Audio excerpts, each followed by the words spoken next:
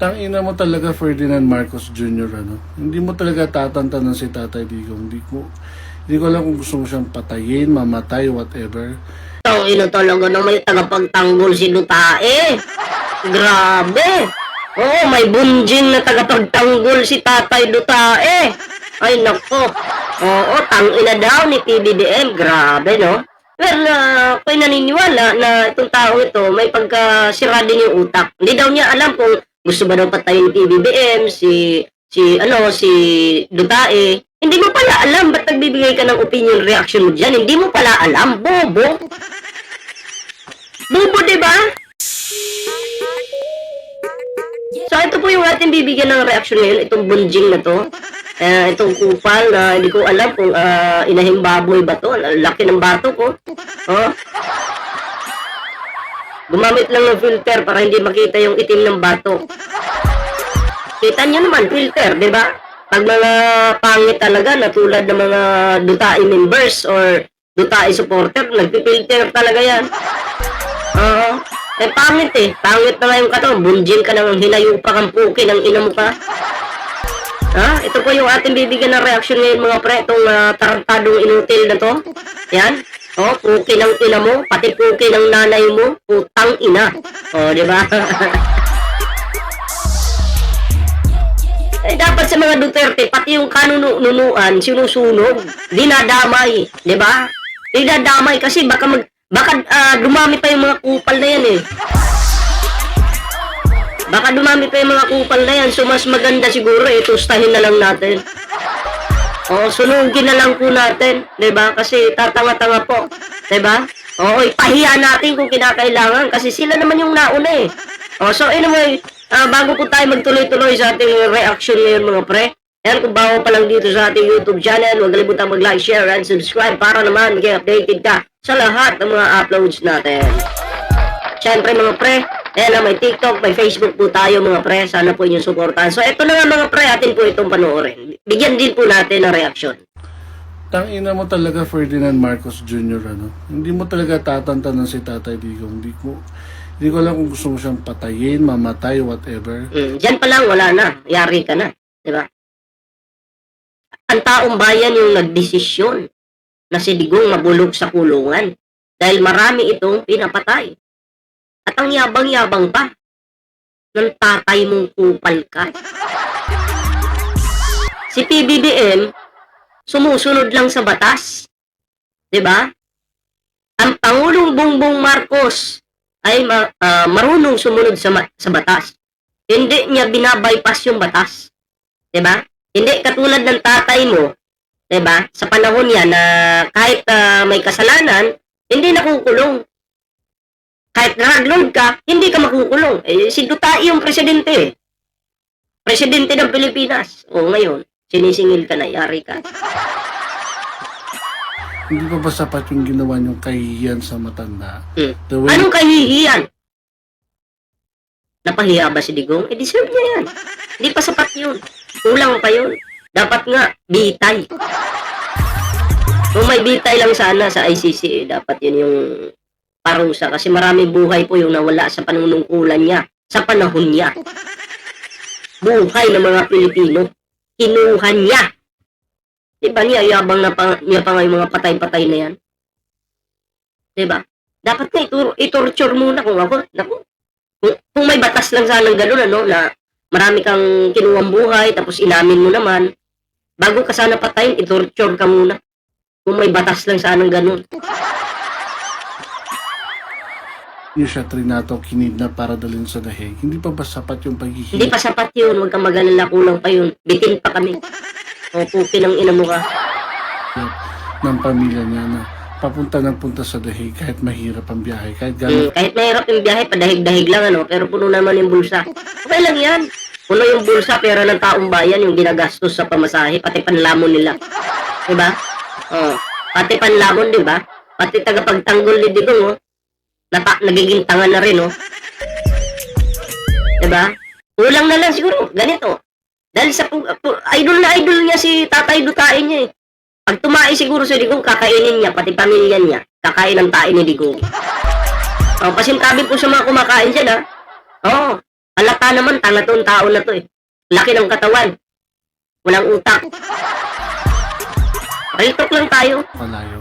Hindi pa ba sapat yung Hindi lahat pa nga sapat eh. Okay ng ina mo ka. ng mga ginagawa niyong pagpapahirap kayo? Hindi pa sapat yun. Pahirapan natin si Digong, ikulong sa dahig para di makaiyot. Walang chicks dun eh. Isa yan, sana mo naman si Digong. Mahilig sa chicks yan. Paano yan, nakahulong? Di makatikim yan ng tahong. Tiis-tiis mo na, pahirapan natin. Ha? Vice President Sara, ano ba ang gusto niyo po ina niyong Ang gusto namin putang ina ka, isabay ka kay Digong. Bitayin ka, ikaw yung unahin. Ha? Yung itlog mo ba, lalagyan ng tali, tapos 5 kilong bato, ibibitin. Habang nakakabit ito sa itlog mong gago ka. May pamura-mura ka pa, putang ina ng buhol, lahi mo, pamilya mo, nanay mo, tatay mo, anak mo, putang ina nilang lahat. Masarap kaya, mumurahin ko yung anak mo, pati yung putang ina mong nanay. Ha? Kaya at least, doon tayo masaya eh. kayo ng mga demonyo? Ano pang gusto niyo? Patayin niyo na, lusubin niyo na, lasunin niyo na kung gusto niyo para lang masatisfy ang kademonyo. Yan utos mo yan patayin nyo na, lasunin nyo na para masatisfy. Ikaw kaya, bigyan kita ng lason. Para mauna ka. Ha? Tuturuan mo pa kami kung, diba? Utusan mo pa kami pumatay. Pero sige, gagawin ko. Pero ikaw yung bibigyan ko ng lason, siguraduhin mo nakainin mo ikaw bibigyan ko ng lason.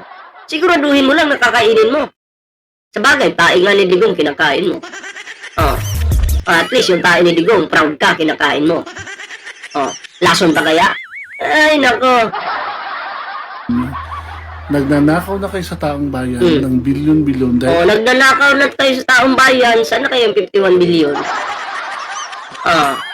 Sana kaya yung 125 million? Grabe, no? Yung pagnanakaw, no? Sana all talaga. Andyan daw yung 51 billion. Pinakitaan tayo ng papel, pero yung Davao lubog sa baha. Aanin namin yung papel. Malay ba namin kung totoo yan o pinipeke nyo? O si General Torre nga mismo, nung nagpunta ng Davao, yung record nyo dyan sa police station, pinipeke nyo, 2 blue book pala. Diba? Imbis may krimen sa Davao, yung nakalagay dun, walang krimen. Pwede peke. Diba? Tapos ngayon, magtatanong ka ng ganyan? Sus, huwag na kami, banatang kita sa batok eh. ako na may naniniwala na hindi kaya ni Zaldi ko na siya lang yan. Imposibleng wala kang hawak dyan, gago ka. Pero, ang tapang. Nakakatakot. Nakakatakot po. Nakakatakot. Gago ka. Sinong minumura mo, pangalanan mo? Diba? Sinong ginagago mo? Dapat may pangalan, hindi yung hangin lang. May katapusan ka, tanda mo lahat ng presidente natatapos. Yun, totoo yan, may katapusan. Kaya si Digong nga, dumating yung katapusan ni Digong, ang bagsak ICC. Tama ka, lahat ng katapusan, lalo na kung masamang presidente ka, ICC yung bagsak mo. Di at least ngayon, pinupuri natin si Digong dahil kauna-una ang presidente ng Pilipinas. Winilcome doon sa ICC.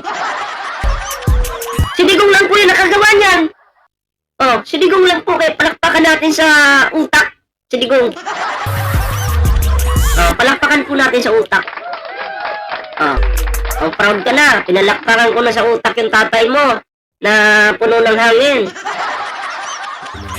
At lahat natatapos ang kademonyohan. Kaya nga yung kademonyohan ni Digong natapos na eh. Diba? Kaya pinalakpakan natin sa utak. Diba? Romualdez, Remulla, Ko, lahat kayo may katapusan kayo. Hindi lang kayo masusunod. Nakakatakot pala to. Nakakatakot. Delikado pala tong baboy pag naging vlogger. Delikado ang baboy pag naging vlogger. Diba? Baboy ba to? Baboy ka na nga. Yung filter mo, pink na pink pa. Barbie. Barbie, tsumutsupa ito eh. Oh, tsumutsupa itong pinakaputang inang hinayupak na to. Oh, tsupador to.